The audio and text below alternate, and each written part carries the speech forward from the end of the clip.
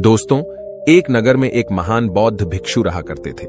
वह बहुत ज्ञानी थे और बहुत ही शांत स्वभाव के थे और उनकी यह बात ही उनकी विशेषता भी थी।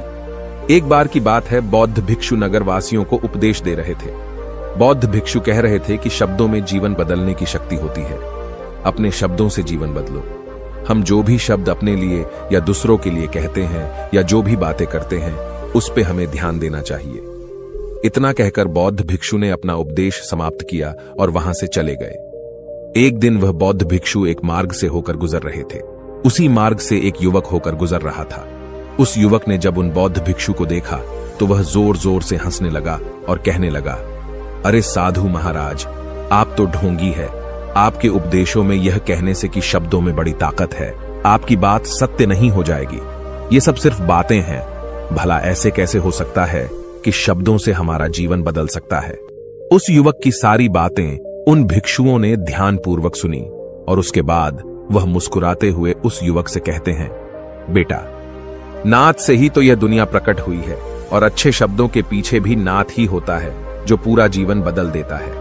वह बौद्ध भिक्षु उस युवक से कहते हैं, देखो, मैं तुम्हें अपने अनुभव से बता रहा हूं, लेकिन फिर भी तुम्हें यकीन न हो तो तुम इसे खुद आजमा कर देख सकते हो। उन बौद्ध भिक्षु की यह बात सुनकर युवक थोड़ा सा गंभीर हो गया। उसने काफी देर सोच विचार किया और उसके बाद उन बौद्ध भिक्षु से कहता है, हे गुरुवर, अगर ऐसी बात है तो आप मेरे साथ चलिए। मेरा छोटा भाई है जिसकी उम्र करीब 25 वर्ष है और उसे न जाने क्या हुआ है। वह करीब 3 वर्षों से कुछ भी नहीं करता, बस लेटा रहता है। दिन भर वो कुछ न कुछ सोचता रहता है। उसकी यह हालत देखकर हम सब बहुत परेशान हैं। माता पिता भी बहुत चिंतित रहते हैं। हम सब ने कई तरीके अपनाए, कई योजनाएं अपनाई, लेकिन कुछ भी काम नहीं आया। हमने कई बार उससे बात करने तक की कोशिश की, लेकिन वह हमसे कुछ भी नहीं कहता। परिवार का हर एक सदस्य पूरी तरह से थक चुका है, हार चुका है। आखिर वह क्या करना चाहता है, किसी को कुछ नहीं पता। तो हमारे शब्दों से उसका जीवन क्यों नहीं बदला? और जैसा कि आप कह रहे हैं कि शब्द सचमुच जीवन बदल सकते हैं, तो क्या आप मेरी मदद करेंगे? इस पर बौद्ध भिक्षु मुस्कुराते हुए उस युवक के साथ चल पड़ते हैं। वह युवक उन बौद्ध भिक्षु को एक खेत में ले जाता है और अपने भाई की तरफ इशारा करके कहता है, हे गुरुवर, यही मेरा भाई है जो पूरे गांव में आलस और मक्कारी के लिए मशहूर है। आप कहते हैं कि शब्दों में वह शक्ति है जो हमारा जीवन बदल सकती है। तो क्या आपके शब्द इसका जीवन बदल सकते हैं? अगर यह सत्य है तो आप इसका जीवन बदल कर दिखाएं। उन बौद्ध भिक्षुओं ने उस युवक के भाई को ध्यानपूर्वक देखा। वह एक पेड़ की छांव में आराम से सो रहा था। जब बौद्ध भिक्षु उस युवक के भाई के पास पहुंचे और आराम से उसके सर पर हाथ फिराते हुए कहते हैं, उठो बेटा, बहुत देर हो चुकी है। यह सोने का समय नहीं, यह तो जागने का समय है। उन बौद्ध भिक्षुओं की आवाज सुनकर वह लड़का थोड़ा सा अचरज में पड़ गया। आखिर कौन है जो मुझे इतने प्यार से जगा रहा है? वरना सभी गांव वाले तो मुझे आलसी और मक्कार ही कहते हैं। आखिर कौन है जो मुझे इतना अपनापन दिखा रहा है? उसने आंखें खोली और आंखें मलते हुए उसने पूछा, हे गुरुवर, आप कौन हैं और यहां क्यों आए हैं? इस पर बौद्ध भिक्षु उस युवक से कहते हैं, बेटा, यह प्रश्न तो मैं तुमसे करना चाहता हूं। तुम कौन हो, यही तो तुम्हें जानने की आवश्यकता है। उन बौद्ध भिक्षुओं की बात सुनकर वह लड़का जोर से हंस पड़ता है और कहता है, हे गुरुवर, यदि आपको मेरे बारे में जानना है तो जाइए और गांव के किसी भी सदस्य से पूछ लीजिए। आपको पता चल जाएगा कि मैं कौन हूं। आपसे हर कोई यही कहेगा कि वह तो आलसी है, मक्कार है, तरह तरह के ताने सुनाएंगे, तरह तरह की बातें कहेंगे। इससे आपको यह जरूर यकीन हो जाएगा और आपको यह पता भी चल जाएगा कि मैं कौन हूं। तभी बौद्ध भिक्षु मुस्कुराते हुए उस लड़के से कहते हैं, सबसे पहले मेरी यह बात सुन लो। मेहनती इंसान के खुद के शब्द उसे अंदर तक चोट पहुंचाते हैं। इसलिए कभी भी अपने आप को कोसो मत। अपने शब्दों को सुधारो। और मेरी यह दूसरी बात भी सुन लो। मैंने उन गांव वालों से नहीं पूछा कि तुम कौन हो। मैं तुमसे पूछ रहा हूं कि तुम कौन हो, लेकिन तुमने तो अपनी आदतें मुझे बताई। आलस तुम्हारी पहचान नहीं, तुम्हारी आदत हो सकती है, और इंसान नहीं, उनकी आदतें खराब होती हैं। इसलिए बेटा, तुम आलसी और मक्कार नहीं हो, यह तो तुम्हारी आदत है। बस इतनी सी बात है जो गांव वाले नहीं समझ सकते। ये सारी बातें सुनकर वो लड़का थोड़ा सा आश्चर्यचकित रह गया, क्योंकि गांव वाले हमेशा उसे मक्कार, आलसी और तरह तरह के ताने ही सुनाया करते थे। उन बौद्ध भिक्षुओं की यह बात सुनकर उस लड़के की आंखों में आंसू आ गए। वह तुरंत ही दोनों हाथ जोड़कर उन बौद्ध भिक्षु के चरणों में गिर पड़ा और उनसे कहने लगा, आप सत्य कहते हैं, यह मेरी आदत ही है और मैं इस आदत से बहुत परेशान हूं। मैंने बहुत कोशिशें भी की, लाख उपाय किए, लेकिन मैं अपनी इस आदत से छुटकारा ना पा सका। इन आदतों से बाहर आना बहुत कठिन है। मैंने कई बार आलस छोड़ने का प्रयास तक किया, पूरी कोशिश भी की, लेकिन कोई लाभ नहीं हुआ। मैं जब भी कोई कार्य करने की कोशिश करता हूं तो पता नहीं क्यों मेरा मन कहीं और भागने लगता है। मेरा दिमाग किसी और दिशा में काम करने लगता है और मैं उस काम पर ध्यान ही नहीं दे पाता। मैं क्या करूं, कैसे करूं, मुझे कुछ भी समझ नहीं आता। जब भी मैं किताबें पढ़ने की कोशिश करता हूं तो मुझे नींद आने लगती है। मन में एक अजीब सा दर्द महसूस होता है।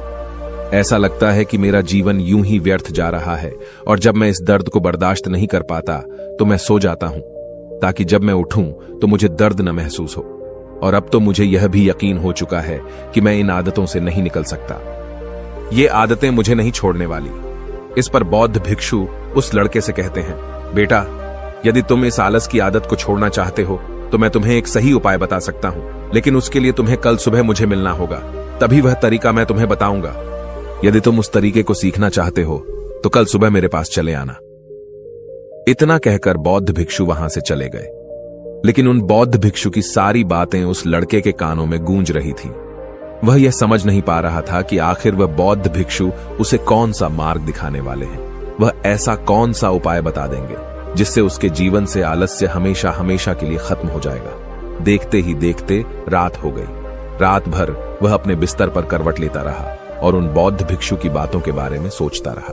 इसी प्रकार देखते ही देखते सुबह हो गई और वह लड़का उन बौद्ध भिक्षुओं के पास जा पहुंचा।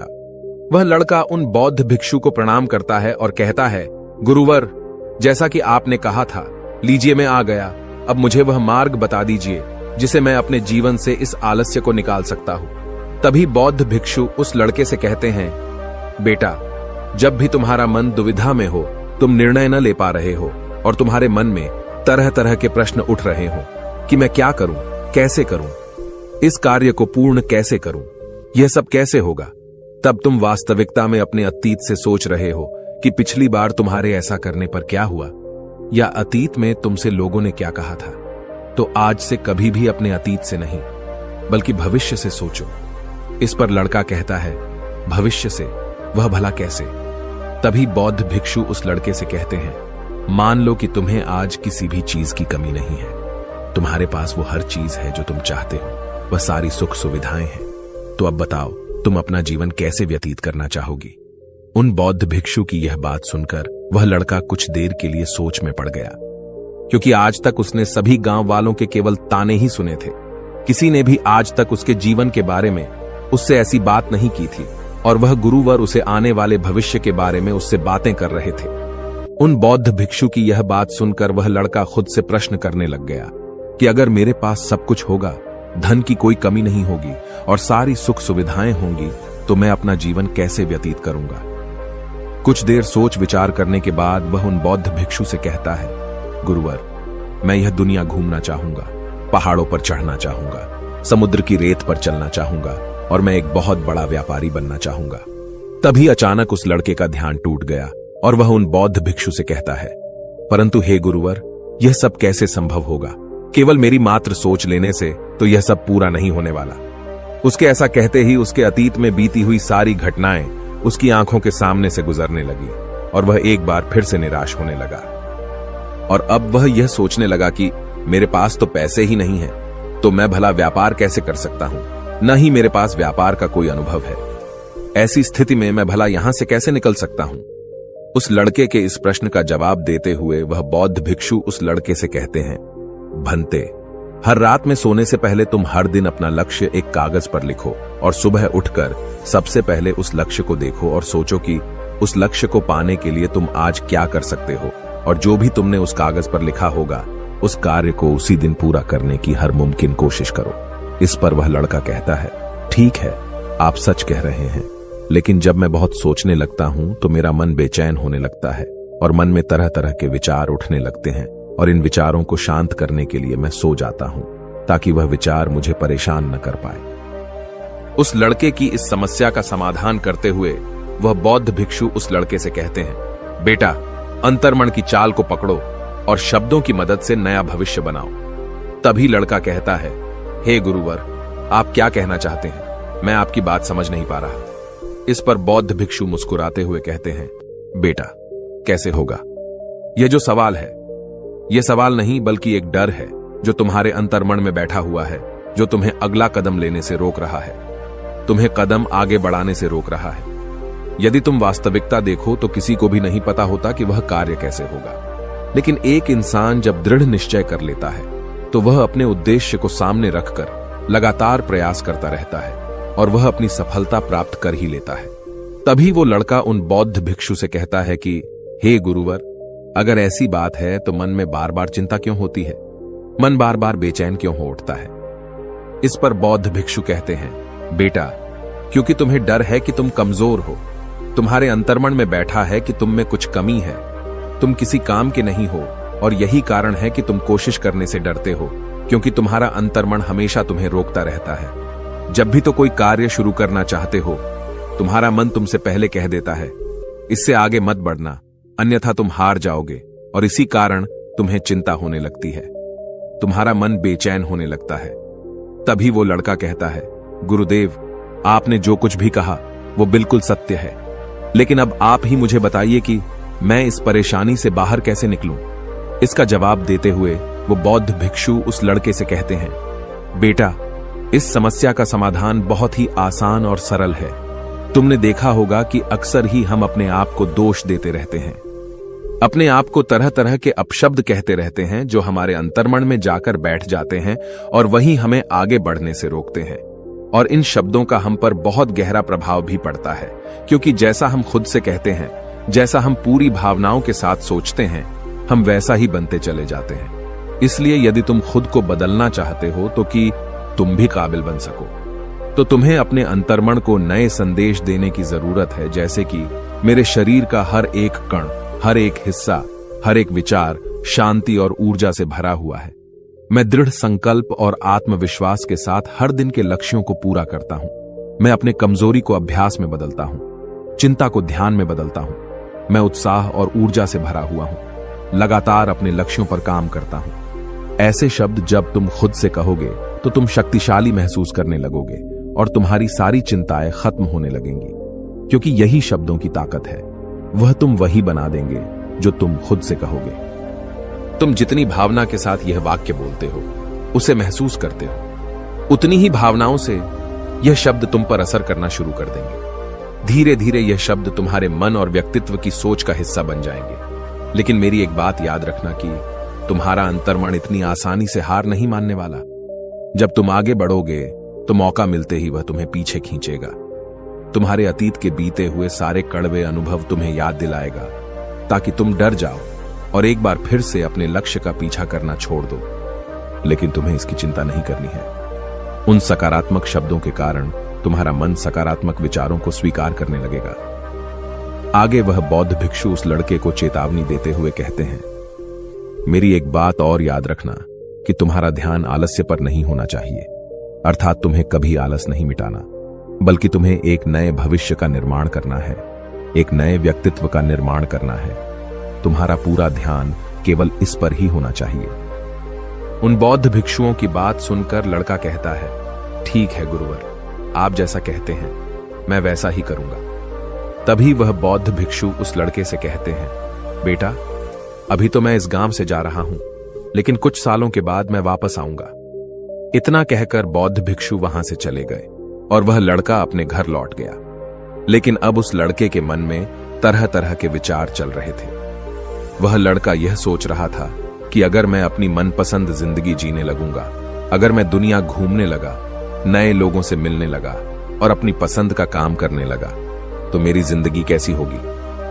उस बात को ध्यान करके उसने एक कागज पर अपना लक्ष्य लिखा और लिखकर सो गया। अगली सुबह जब उसकी आंखें खुलीं तो उसने उस पेपर पर लिखा हुआ लक्ष्य एक बार दोहराया।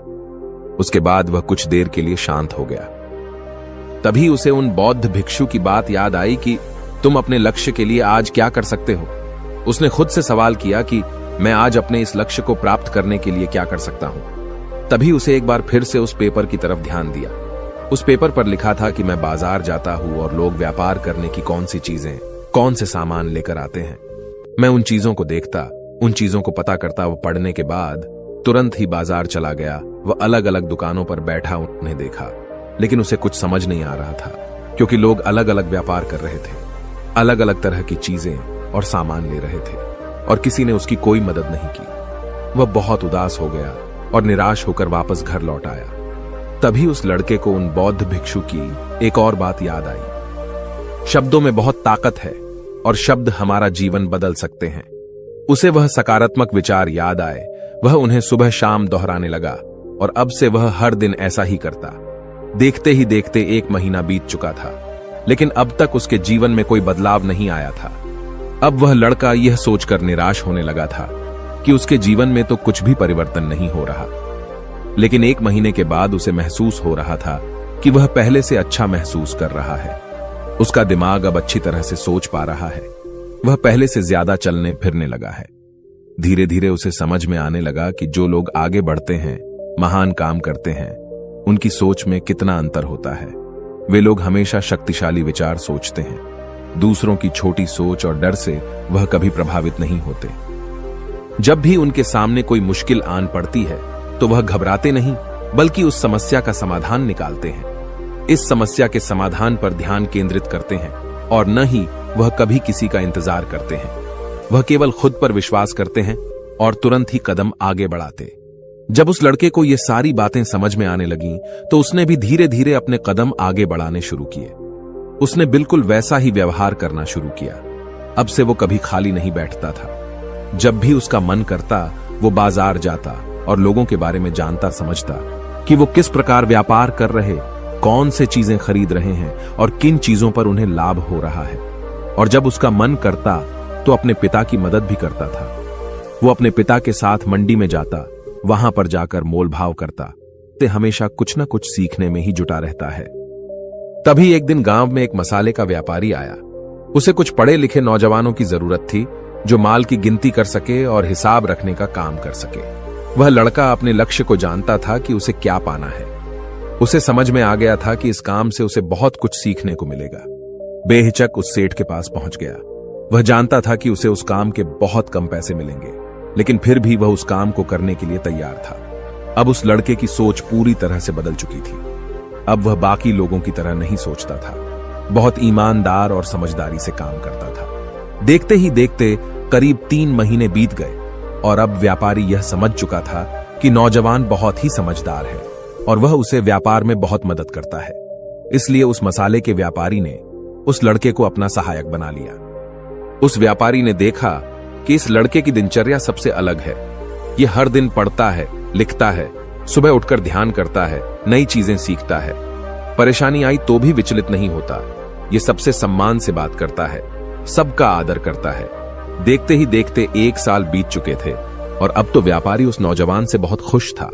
उसने धीरे धीरे उस नौजवान को व्यापार के सारे गुण सिखा दिए और देखते ही देखते वह लड़का अब एक छोटा सा व्यापारी बन चुका था। और जब उस लड़के के अंदर व्यापार की समझ आ गई तो उसने जड़ी बूटियों का व्यापार शुरू कर दिया और देखते ही देखते केवल कुछ ही वर्षों में उस नगर का सबसे बड़ा व्यापारी बन गया। लोग उसे सबसे बड़े व्यापारी के नाम से जानने लगे। उसकी नाम दूर दूर तक फैलने लगा। करीब 5 वर्षों बाद जब वह वापस अपने घर लौटा तो लोग बहुत हैरान थे। उसे देखकर लोग बहुत अचंभित थे। उसके सारे जानने वालों ने उस लड़के से पूछा, तुम इतना कैसे बदल गए? तब उसने कहा, उन गुरु ने सच ही कहा था, शब्दों से हम जीवन बदल सकते हैं। वैसे आपने आज के इस वीडियो से क्या सीखा हो, मुझे आप कमेंट में जरूर बताइएगा। इसी के साथ में उम्मीद है कि आपको आज की ये वीडियो जरूर पसंद आई होगी। तो इस वीडियो को लाइक और अपने दोस्तों के साथ शेयर भी जरूर कीजिएगा और हमें ऐसे ही सपोर्ट करने के लिए चैनल को सब्सक्राइब जरूर दबा दीजिएगा। तो चलिए फिर मिलते हैं अगली वीडियो में। तब तक के लिए अपना ख्याल रखें। धन्यवाद और नमो बुद्धाय।